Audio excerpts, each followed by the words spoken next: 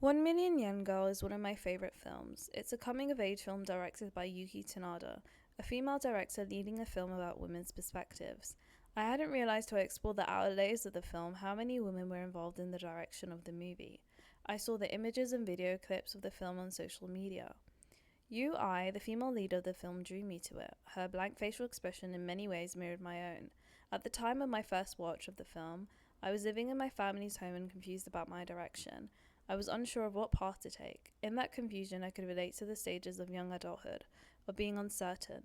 In this post, you will see spoilers about the movie, as I wanted to talk in depth about how the plot lines of this movie are impactful.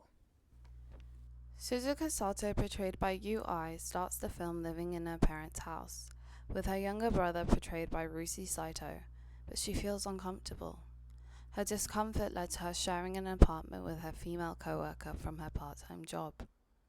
However, this decision was a mistake. She had been misled by her co-worker who brought a boyfriend to live with them. 3 become 2, and she ends up living with just him after the breakup. After taking in the abandoned kitten, she goes out in the rain to get the kitten some food. Her male roommate lets the kitten out and the animal dies in a fit of anger. She damages his property, moves out, and ends up with a jail sentence. Prompted by the detective's questioning, she was asked, "Did the bags you threw have 1,000,000 yen in them?" As she wasn't intimate with her male roommate, the case turned criminal, and she was ordered to pay a 200,000 yen fine. The social stigma of her jail sentence echoes in her community, upsetting her younger brother and further isolating her. Who would accept a criminal in the family? The parallel conversations between the parents and the siblings showed the conflict within her life. The stigma motivates Suzuku. She proclaims to her family that she's going to raise 1,000,000 yen and move away. It would be enough money to move to a different town and live where no one knows her, avoiding what the neighbors say about her. That's when her journey develops. Can moving around solve misunderstandings? Journey of Suzuko. What I like about this movie is how it shows Suzuko's journey. It mirrors many young women's desire to seek independence. The betrayal and the exploration she faces is human. I like the director's perspective on the movie. She enjoys portraying characters who exhibit tenacity, that face ordinary events with courage. You can feel the tenacity of her characters. I can relate to that in my decision to move abroad. My first attempt didn't work out, but my second did. When making a decision to empower oneself, it can take many tries. It's our daily decisions that lead to our larger moments, that can ripple changes in our lives. In each season, you can see her journey as a person. Her first stop is in a seaside town, working in a beach hut. However, she feels uncomfortable as a repeat customer won't leave her alone. Suzuko's pattern of moving after earning 1,000,000 yen begins soon after. She moves to a town filled with old people working at a peach farm in the harvest season. The community accepts her as a young woman who draws attention to the town. After facing issues with the community's desire for her visibility and her need to remain unknown, she moves again. The last destination we see her in is a small city outside of Tokyo. She works at a garden center and she sparks a relationship with her co-worker. He is the first person she reveals she likes to move after she earns 1,000,000 yen. Her vulnerability appears to have come with the desire to be understood, describing her previous experiences while reiterating that she was searching for herself, as she cannot accept herself. Unfortunately, this confession leads to a closeness that is exploited by him, as it becomes a routine for him to ask for money. Eventually, she decides to break up with him, as she feels used. His interest appears elsewhere and she decides to move again. He returned the money to her, implying it's because he didn't want her to leave once she earned 1,000,000 yen. Though it's obvious, it's likely not true. The movie cuts with him chasing after her. It feels like a dream sequence. He doesn't reach her and she moves on. Her experience with the men, for the most part, is negative. As a young woman, it seems like it's unavoidable to be treated fairly, from the male roommate who deceived her, the surfer who wouldn't stop hitting on her, the farmer who crossed her boundary, or the good-for-nothing co-worker/ex-boyfriend. When you're by yourself, you can leave yourself vulnerable to other people's intentions.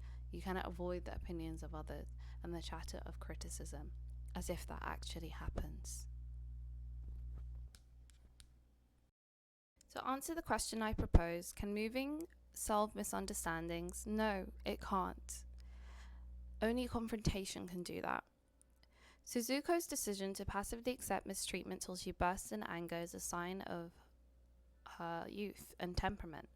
We've seen in every moment she has tried to face her issues heads on, but she often waits till her boundaries are firmly crossed to express her true thoughts.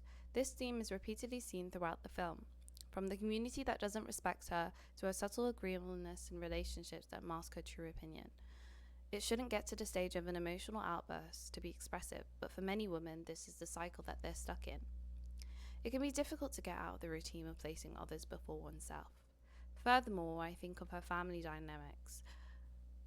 We don't fully hear her perspective, just their presence. While her brother was vocal throughout the film about his opinions, often masks his own trouble to deal with the stigma. He feels the social pressure surrounding him and he wants to exceed it. The neighbors marvel at how smart he is. Suzuko is flogged for being shameless and not caring. Their journeys mirror each other. He stays and she moves.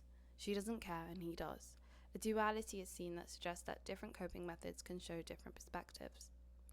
Changing our circumstances can take time. It isn't easy, and for some people, you might not get material support. However, what you can do is change your mindset. How do you think about the experiences so that you can face your issues head on? There isn't a right way of going about it. Instead of running away from his troubles, her brother decided to stay and not allow himself to be bullied, taking on the fighting spirit of his sister that he once observed. Their closeness is revealed in the letters they write to each other, guiding her as well as him to carry on. In the moments of their own cowardice, they were able to lean on each other. I think that's why I'm drawn to this movie. I watched the movie when I was experiencing a similar sense of frustration. What moving does is move you towards new experiences. New experiences can change your mindset. In science, there is a phenomenon called neuroplasticity. It's the changes that can occur due to the network of neurons in the brain changing. Every new experience can change the way you think. Every moment we make a new different decision, we are walking towards a new path. So moving is just another way of acquiring growth. You are forced to grow when you allow yourself to change. That's why I cherish this movie. You can see that in every new experience Suzuko picks up, influencing the people around her, particularly her socially conscious younger brother. These are my thoughts around 1 Million Yen Girl, and it's a movie I cherish very much. And I always think to it when I think, oh, how far I've come as a person. I think it's nice to see a young woman develop on the screen, even in a short while.